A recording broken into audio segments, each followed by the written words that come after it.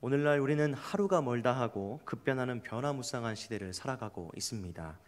어디 그뿐인가요? 변화무쌍한 것만 해도 버거운데 복잡하기까지 하니 흔히 말하는 것처럼 정신없는 삶을 살아가고 있습니다. 거기에다 여러 매체를 통해 접하게 되는 이 세상의 소식들을 듣노라면 때로는 걱정과 근심, 그리고 불안과 두려움이, 그리고 절망감이 밀려오기도 합니다. 치솟는 물가, 그리고 요즘 들어 계속 뉴스로 접하게 되는 각종 사건, 사고 소식들을 우리가 들으면 앞으로 펼쳐질 삶에 대해 소망을 가질 수 없게 하는 것들, 그런 소식들이 많은 것 같습니다. 그럴 때면 내가 가지고 있는 이 신앙에 대해 한 번쯤 깊이 고민해 보기도 합니다. 눈앞에 보여지는 상황은 나아질 기미가 없고 오히려 절망적으로 변해만 가는데, 신앙을 가지고 버티며 이 세상의 소리와 또 세상의 움직임을 신앙의 이름으로 거스르며 살아가는 것이 정말 맞는 것일까? 내가 미련한 것은 아닐까라는 생각이 때때로 들기도 합니다. 오늘 본문인 히브리서를 봤던 1차 독자들도 오늘날 저와 여러분과 비슷한 상황이었습니다. 오늘 본문인 히브리서는 로마 제국의 통치하에 유대 땅을 흩어져 살던 유대인 성도들, 이른바 디아스포라 성도들을 위해 쓰여진 서신입니다. 이 성도들은 정통 유대교에서 예수님을 구주로, 메시아로 받아들이고 개종한 그리스도인들이었는데요. 이들은 당시 심한 환난을 겪고 있었습니다. 어떤 환난이었는고 하니, 외적으로는 로마 제국으로부터 예수 그리스도를 믿기 때문에 물리적으로 받게 되는 압박과 또 핍박이 있었고요. 내부적으로는 동족 유대인들로부터 다시 정통 유대교로 돌아오라라고 하는 회유와 또 압박을 받고 있었습니다. 정통 유대인들은 예수를 메시아로 믿고 개종한 이 디아스포라 성도들에게 당신들이 들은 그 복음이라고 하는 것들은 헛된 것이니 다시 그 신앙을 버리고 유대교로 돌아오라라고 회유했습니다.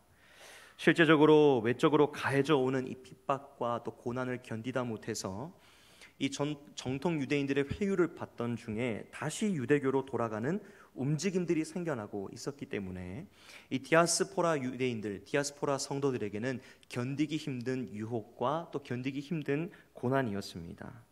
뿐만 아니라 신앙 공동체 안을 봐도 문제였는데요. 이 자신들이 예수를 믿고 나서 또 개종하게 된 그 신앙 공동체 안을 보니까 이단적 교리, 또 건전하지 않은 이 신학 사상들 때문에 신앙적인 혼란이 또 교회 공동체 안에 있게 되었고, 이것이 더욱 디아스포라 성도들을 힘들게 했습니다. 바깥을 보나 안을 보나 어딜 봐도 답답한 상황들이 펼쳐지고 있으니 이 디아스포라 성도들, 예수를 어렵게 믿고 유대교에서 개종한 이 그리스도인들이 마음이 참 힘들었지 않았겠습니까?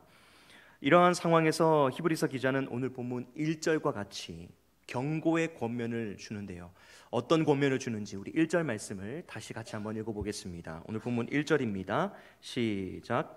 그러므로 우리는 들은 것에 더욱 유념함으로 우리가 흘러 떠내려가지 않도록 함이 마땅하니라. 아멘. 히브리서 기자는 내외적으로 심각한 혼란 그리고 핍박과 여러 어려움들에 빠진 성도들에게 경고의 권면을 주면서 들은 것에 더욱 유념해야 한다라고 말씀합니다. 우리가 이 1절에 기록된 권면의 내용과 그 의미를 살펴보기 전에 그보다 먼저 살펴봐야 할 것이 있습니다. 그것은 바로 오늘 본문을 시작하고 있는 접속사 그러므로라는 단어의 의미입니다. 이 접속사 그러므로를 먼저 파악하는 것이 왜 중요하냐면, 이 그러므로라는 접속사가 뒤에 나오는 들은 것에 더욱 유념하라 라는 명령을 지킬 수 있도록 하는 원동력이 되기 때문입니다. 그러니 이 그러므로라는 단어를 우리가 먼저 이해하지 못하면 왜 들은 것에 유념해야 하는지, 그리고 들은 것이 무엇인지 전혀 알 수 없기 때문에 이 그러므로라는 접속사를 먼저 우리가 파악해야 합니다. 그러면 그러므로라는 이 접속사는 앞의 내용과 관련이 되어 있다라는 것이죠. 그렇기 때문에 뒤에 교훈을 줄 것인데, 그러면 성도들이 이미 들었던 내용이 무엇일까? 우리 앞문맥으로 좀 넘어가서 살펴보도록 하겠습니다. 오늘 본문의 앞단락인 히브리서 1장을 보면 이 그리스도교로 개종한 성도들이 이미 들었던 것이 무엇인지 알 수 있습니다.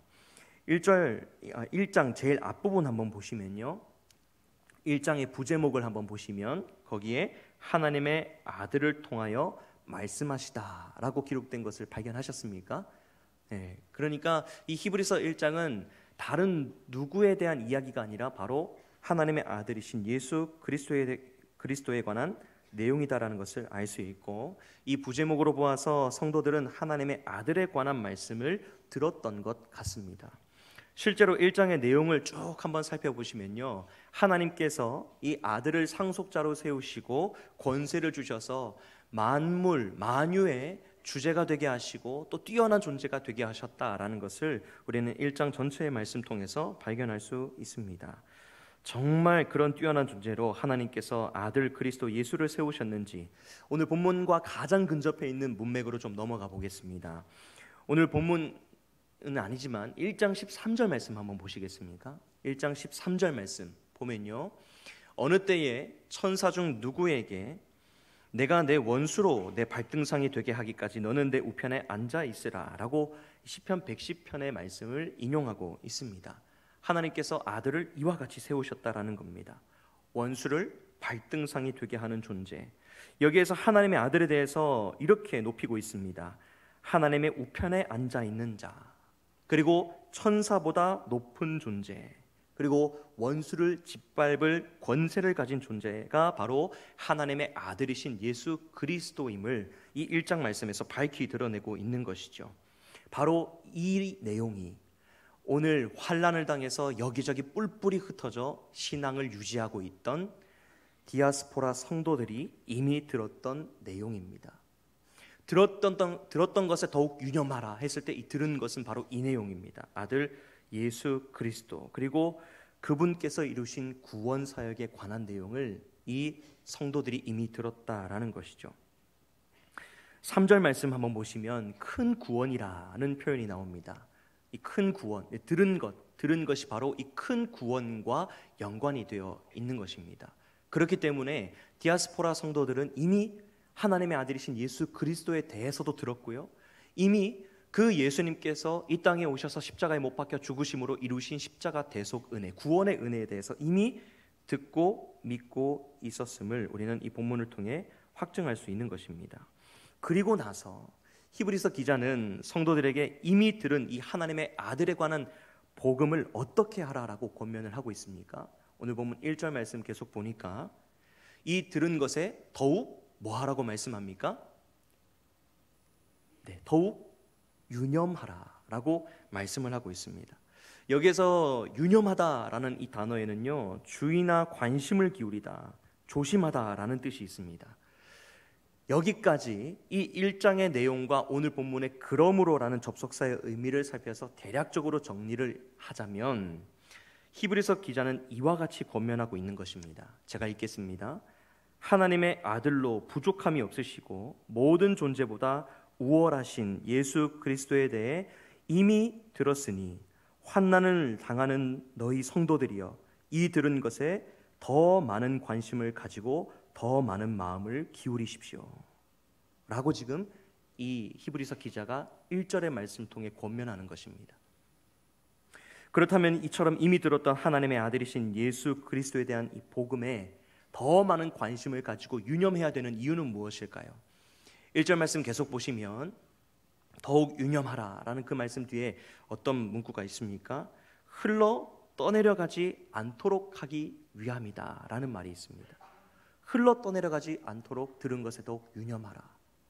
이미 들었던 예수님에 관한 소식과 예수님께서 이루신 이 구원의 은혜에 대한 소식을 더욱 더 관심을 가지고 여기에 더 마음을 기울여야 하는 이유는 흘러 떠내려가지 않도록 하기 위해서 그렇다라는 것이죠. 여기 1절 하반절에 사용된 흘러 떠내려가다라는 이 말은 해상 용어입니다. 바다나 이런 물에서 좀 자주 쓰이는 단어인데요, 오늘 설교 제목에 제가 표류라는 단어를 사용한 이유가 여기에 있습니다. 표류라는 단어의 뜻을 제가 한번 찾아보니까 물 위에 떠서 정처 없이 흘러가다라는 뜻이 있고요, 그 다음에 또는 어떤 목적이나 방향을 잃고 헤매거나 흔들리다라는 뜻이 있습니다. 정처 없이 흘러가는 것, 그리고 방향을 잃고 헤매거나 흔들리는 것, 이것이 바로 표류의 뜻이라는 것이죠. 오늘 본문인 히브리서를 받는 디아스포라 성도들이 이렇듯 표류할 수 있는 위험에 처해 있었습니다. 예수를 구원자로 영접하고 개종했습니다. 그러나 원하지 않게 세상으로부터 밀려오는 핍박을 받았습니다. 그리고 또 내적으로는 거짓된 이단 사상 때문에 자신의 신앙에 대한 회의감이 파도와 같이 밀려오는 이런 일들을 경험하기도 합니다. 또한 이러한 심각한 갈등 중에 동족 유대인들로부터 다시 유대교로 돌아오라라고 하는 유혹의 파도가 또한 함께 밀려옵니다. 자칫 잘못하다가는 내 의지와는 상관없이 밀려서 들어오는 이 파도에 흘러 떠내려 갈 것만 같습니다. 이러한 상황에서 히브리서 기자는 성도들에게 여러분이 이미 들었던 예수 그리스도에 대한 복음과 그 구원의 은혜에 대해 더욱 많은 관심을 가지고 더욱 꽉 붙들어서 이 세상에서 밀려오는 여러 파도에 여러 그 파고에 밀려 표류하지 마십시오라고 지금 강하게 1절 말씀 통해 권면하고 있는 것입니다. 여러분들 잘 아시는 바와 같이 배가 항구에 정박을 하려면 어떻게 해야 됩니까? 배가 항구에 접안을 하고 호줄을 내려서 이 호줄을 항구에 이렇게 정해져 있는 장소에 단단히 묶어야 이 배가 흔들리거나 떠내려가지 않습니다. 혹 이 배가 바다 한가운데 해상에 머물러야 한다면 어떻습니까? 파도에 휩쓸려 가지 않도록, 이 물결에 떠내려가지 않도록 무거운 닻을 바다 깊숙한 곳에 내려서 이 배가 떠내려가지 않도록 해야 합니다. 이렇듯 히브리서 기자는 환난 중에 있는 성도들이 이미 들었던 예수 그리스도의 복음과 자신에게 베푸신 이 구원의 은혜를 홑줄과 닻으로 삼아서 밀려오는 이 세상의 파도에 표류하지 않도록 지금 절절한 마음으로 권면을 한 것입니다. 이 히브리서 기자가 우리는 지금 문자, 글자로 봐서 이 사람이 어떤 감정을 가졌는지 잘 알 수 없지만 한 가지 단적인 예를 보면 이 히브리서 기자가 정말 안타까운 마음과 급한 마음을 가지고 이 서신을 기록했다라는 것을 볼 수 있는데요. 히브리서 1장 말씀 보면 곧바로 내용 본론을 시작하는 것을 우리가 볼 수 있습니다. 보통 우리가 성경에서 보는 다른 서신들은 사실 그렇지 않거든요. 서신서에 대부분 보면 인사말부터 시작하고 이 편지를 왜 쓰게 되었다라는 목적부터 밝힙니다. 그런데 히브리서 1장 보면 아까 부제목이 무엇이었습니까? 하나님의 아들에 관한 말씀. 그러니 지금 인사할 겨를도 없이 이 서신을 왜 기록했는지 그것을 밝힐 겨를도 없이 본론부터 지금 얘기하는 이 기자의 마음, 무엇이 그렇게 급하기에 이 디아스포라 성도들에게 다 건너뛰고 본론부터 얘기한 것일까요? 이 성도들이 떠밀려 갈 것이 걱정되었기 때문에 그 절절하고 안타까운 마음에 그렇게 기록한 것은 아니겠습니까? 저는 2003년 초가을을 잊지 못합니다. 2003년이면 벌써 20년 전인데요. 당시 제가 중학교 1학년이었습니다. 네, 그래서 제 나이를 아마 가늠하실 수 있을 것입니다. 많이 놀리시는 분들은 저를 더 많이 보셨거나. 네. 어쨌든 2003년 제가 중학교 1학년 때인데요. 초가을 잊지 못합니다. 당시 부산에도 막대한 피해를 입혔던 태풍 하나가 왔었죠. 이름 기억하십니까? 뭐였죠? 매미입니다. 지금 제가 보니까 수변공원에도 그때 밀려온 바위를 아직까지 치우지 못하고 팻말을 붙여놓고 그냥 있다고 들었습니다. 수변공원에 계단의 한가운데 돌멩이가 큰 게 있는데 거기 위에 보면 팻말이 붙여 있답니다. 이 바위는 태풍 매미 때 밀려온 것입니다 라고 하는 설명하는 팻말이 있을 정도로 그 당시 태풍 매미가 이 경남 남해안 지방을 아주 정말 이렇게 초토화시키고 지나갔었죠. 저는 이제 집이 거제도인데요. 제가 살던 거제도도 이 태풍 매미의 영향을 피하지 못했습니다. 아마 부산보다 조금 더 피해를 좀 봤던 것 같아요. 그 당시 거제도는 섬이기 때문에 통영에서 이제 송전탑을 통해 전기를 이렇게 받았습니다. 그래서 그 통영에 있는 송전탑이 거제 모든 전기를 공급하는 역할을 했는데 이 태풍 매미가 그 송전탑을 꺾어버린 겁니다. 송전탑이 무너져 버렸습니다. 그래서 약 열흘 동안 이 거제도 전체의 전기 공급이 중단되었습니다. 당시 그냥 이제 전기 공급이 중단되어 잠깐 정전되었던 적은 있지만 이렇게 열흘 동안이나 정전되었던 적은 없거든요. 근데 생각보다 너무나도 많이 불편하더라고요. 그때 태풍의 위력을 체감했습니다. 이 송전탑이 무너지고 전기가 차단되니까 물도 안 나오고요. 그래서 이 열흘 동안 양쪽에 이 약수통을 들고 산에 물 뜨러 다니고 이렇게 했었습니다. 그 다음에 전기가 안 되니까 사람들이 다 랜턴을 들고 다니고요. 정말 이상한 광경, 무서운 광경이거든요. 어떤 사람은 장난친다고 자기 얼굴을 이렇게 비춰서 깜짝 놀라기도 하고, 이제 태풍의 여파가 그만큼 컸습니다. 너무나도 많은 생활의 불편함을 안고 지내야 했었습니다. 이러한 실생활의 어려움을 통해 느꼈던 태풍의 위력과 더불어서 태풍의 위력을 느낄 수 있었던 한 가지 해프닝이 또 있었습니다. 거제도는 조선 산업이 특화된 도시로서 큰 조선소 한 2만 명에서 2만 5천 명이 근무하는 조선소가 2개가 있습니다. 대우와 삼성중공업이 있는데 여기에서 작게는 수천 톤급부터 많게는 수만 톤급에 이르기까지 대형 선박들이 건조가 됩니다. 가까이서 보면 한참을 올려봐야 될 정도로 어마어마한 이런 배들인데요. 태풍 매미에 그 엄청난 선박들이 떠내려가는 사고가 발생했습니다. 태풍이 온다고 하니까 이 수만 톤급 되는 그 배를 이제 정박을 해서 단단히 묶고 놓았음에도 불구하고 파도에 배들이 밀려가지고 이 조선소에 있어야 될 배가 저 조선소 앞바다에 가 있기도 하고요. 이 큰 배들이 어울리지 않는 작은 사이즈의 바다 앞에 있어서 아무것도 보이지 않는 그런 아주 우스꽝스럽기도 하고 좀 당황스러운 그런 광경들이 연출되기도 했었습니다. 제가 그것을 보고 느낀 것은요, 그 무거운 배도 큰 풍랑을 어떻게 이기지 못하더라라는 것이죠. 이 풍랑에 대해서 어떻게 하면 대비를 하고 어떻게 하면 이 풍랑을 잘 지나갈 수 있을까 준비를 했지만 그마저도 소용이 없던 것을 제가 봤습니다. 오늘 설교 준비를 하면서 바로 이때의 광경이 떠올랐습니다. 히브리서 기자의 마음이 아마 그와 같지 않았을까. 성도들이 태풍과도 같고 성난 파도와도 같은 핍박과 동족으로부터의 유혹과 비난을 받았을 때 그들이 예수 그리스도의 복음 그리고 예수님께서 베푸신 구원의 은혜라는 이미 들었던 이 내용과 이 복음을 닷과 헛줄 삼아 커다란 광풍이 밀려온다 할지라도 그 가운데 흔들리지 않고 떠내려가지 않고 이 구원의 은혜, 구원의 감격을 헛줄 삼아 닷줄 삼아 그렇게 버텨내기를 바랬던 그 마음이 히브리서 기자의 마음이 아니었을까 생각해 보게 되었습니다. 사랑하는 여러분, 나 자신이라는 배가 세상이라는 바다를 항해할 때 오늘 본문이 말씀하는 것처럼 흘러 떠내려가지 않고 믿음의 경주의 결승선까지 바르게 가기 위해 우리가 어떻게 해야 될까요? 인생과 세상이라는 바다를 항해하다 보면 때때로 아니 어쩌면 많은 부분 많은 순간 고난과 어려움이라는 큰 풍랑과 파도를 만나기도 합니다. 늘 잔잔하면 너무나도 좋겠지만 그렇지 않은 것이 우리의 삶이지 않습니까? 그럴 때 때로는 세상의 풍요에 휩쓸려 세상이 말하는 것을 따라가 보기도 하고요. 어쩔 때는 사람을 의지해 보기도 하고 어쩔 때는 돈을 의지할 때도 있습니다. 그리고 또 어떤 때는 그 모든 것들을 다 붙잡을 만한 여력조차 없어서 그저 파도에 휩쓸려 가는 대로 그저 떠내려 가는 대로 표류하기도 합니다.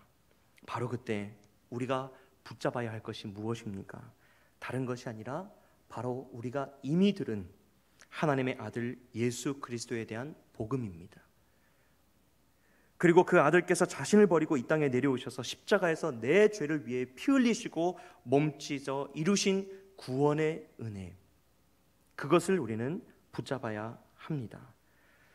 풍랑을 만난 우리의 인생을 하나님 앞에서 굳건하게 붙들어 줄 수 있는 것은 돈도 아니고요, 믿을 만한 사람도 아니고 우리가 가진 집이거나 우리가 처한 상황도 아닙니다.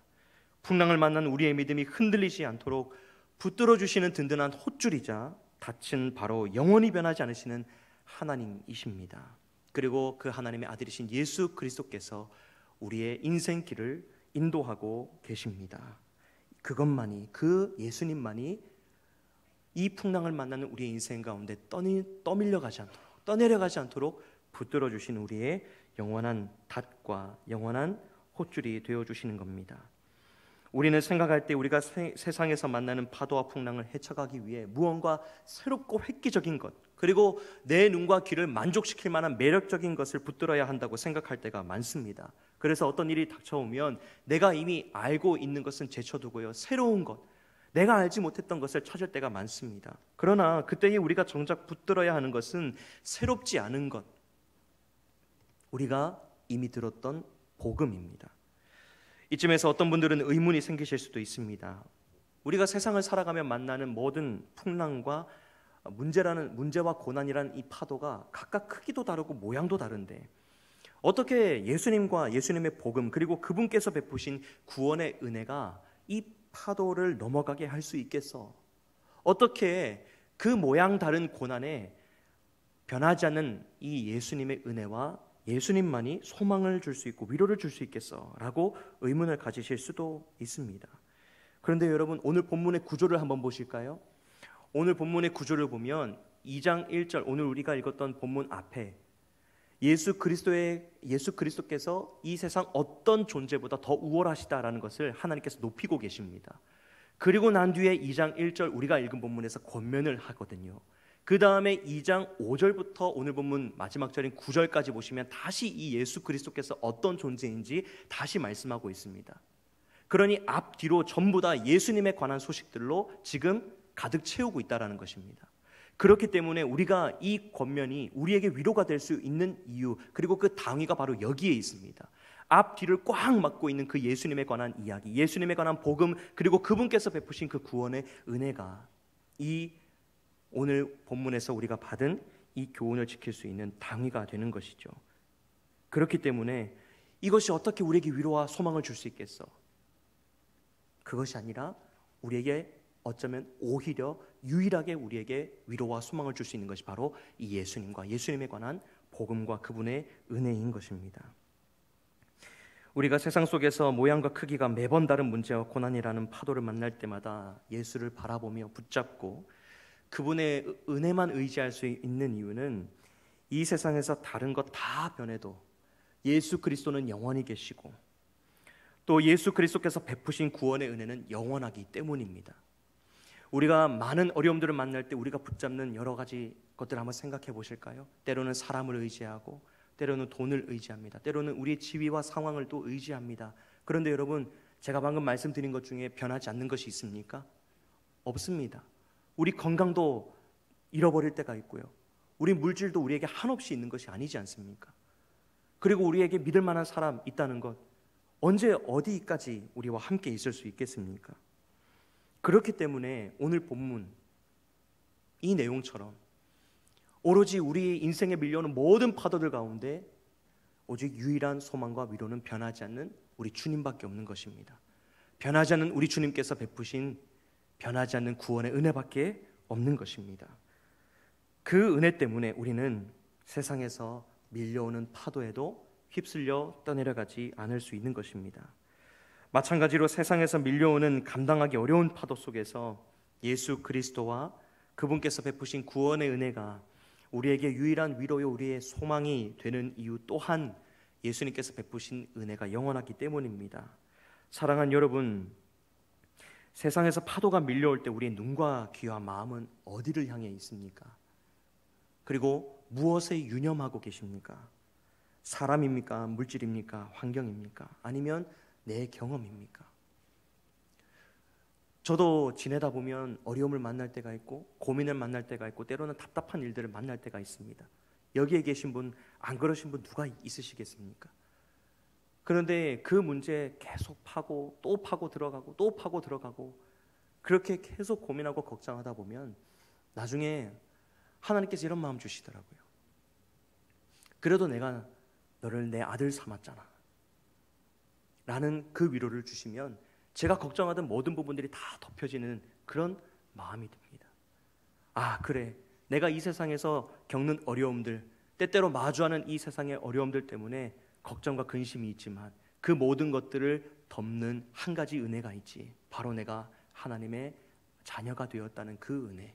그래서 이 세상이 나에게는 끝이 아니라 여기에서 죽고 내 육신의 장막을 벗고 나면 하나님께서 예비하신 하나님 나라에 같이 올라가서 하나님과 같이 왕노릇 하게 될 그 소망, 그것이 바로 우리가 구원받았기 때문에 가지고 있는 소망 아닙니까?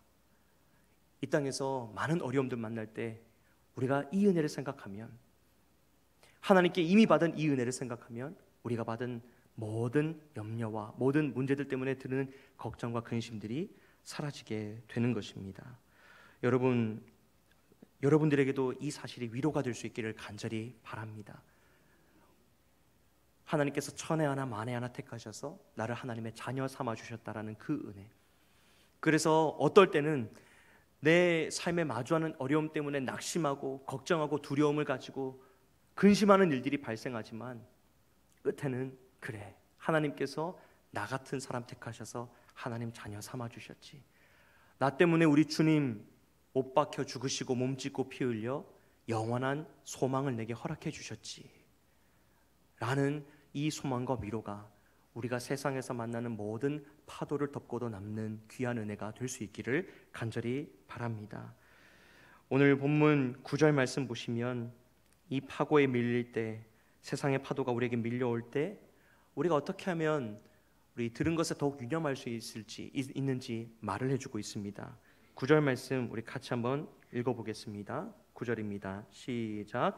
오직 우리가 천사들보다 잠시 동안 못하게 하심을 입은 자 곧 죽음의 고난 받으심으로 말미암아 영광과 존귀로 관을 쓰신 예수를 보니 이를 행하심은 하나님의 은혜로 말미암아 모든 사람을 위하여 죽음을 맛보려 하심이라. 9절 말씀 보시면 긴 문구가 있습니다. 앞에 띄어진 문구인데요, 우리가 들은 것에 유념할 때 우리가 무엇을 바라봐야 할지 우리에게 알려주고 있습니다. 오직 우리가 천사들보다 잠시 동안 못하게 하심을 입은 자 곧 죽음의 고난 받으심으로 말미암아 영광과 존귀로 관을 쓰신 예수를 보니, 우리가 세상에서 여러 가지 어려움들을 마주할 때 봐야 하는 것은 사람이 아니라, 돈이 아니라, 환경이 아니라, 그리고 우리의 경험이 아니라 바로 영광과 존귀로 관을 쓰신 우리 주님이십니다. 그리고 우리는 이미 이 주님에 대해서 듣고 믿고 있습니다. 세상은 우리가 이미 듣고 믿은 이 예수님에 대해서 기억하지 못하게 하고 이 예수님 때문에 받은 은혜와 모든 복들을 앗아가려 노력합니다. 밤낮 쉬지 않고 이 평강을 헤쳐가려고 우는 사자와 같이 울며 우리를 노려보고 있습니다. 사랑하는 여러분, 밀려오는 세상의 파도에 성도가 어떻게 해야 되는지 오늘 우리가 함께 읽은 이 본문 말고 또 히브리서 남은 본문들이 우리에게 잘 알려주는데요, 히브리서 10장 23절 보면 이렇게 말씀합니다. 우리가 믿는 도리의 소망을 움직이지 말며 굳게 잡고, 그리고 히브리서 12장 2절은 또 이렇게 말씀합니다. 믿음의 주요 온전하게 하시는 이인 예수를 바라보자. 계속해서 예수님만 얘기하고 있습니다. 세상에 밀려오는 여러 파도들에 대해 이미 우리가 들었던 내용인 예수 그리스도를 바라보고 예수님께서 베푸신 구원의 은혜를 유념할 수 있기를 간절히 소원합니다. 그리할 때 광풍과 풍랑을 잔잔하게 하사 평강을 허락하셨던 우리 주님께서 우리가 그토록 고대하는 소망의 항구로 다다르게 하실 것입니다. 인생의 풍랑을 주님만 바라보며 이겨낸 뒤에 소망의 항구에 다다를 때 우리 하나님께서 두 팔 벌려 우리를 영접해 주실 것입니다. 이 소망 안에서 세상을 살아갈 위로를 얻고 또 날마다 승리하시는 저와 여러분이 되시기를 주님의 이름으로 축복합니다.